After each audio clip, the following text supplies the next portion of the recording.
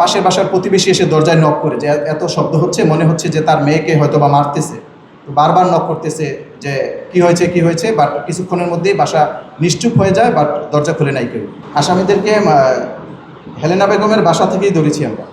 আমরা এতটুকু জিনিস পেয়েছি, যখন সকাল 11টার পরে যখন বডি পার্টস আলাদা আলাদাভাবে কাটা হচ্ছিল, তখন খুব শব্দ হচ্ছিল।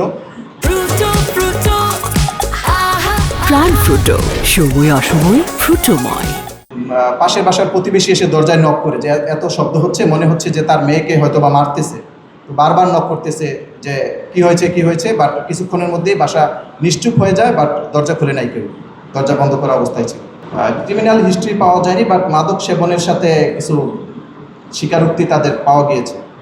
মাথাটা পেয়েছি আমরা গত রাত আনুমানিক 3টার দিকে, 3টা থেকে 3:30।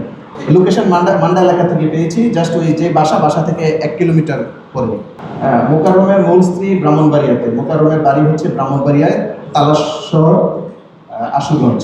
ওখানে তার স্ত্রী এ ব্যাপারে পরবর্তীতে জেনেছে। তার চাচা এসেছে ডেড বডিকে রিসিভ করার জন্য।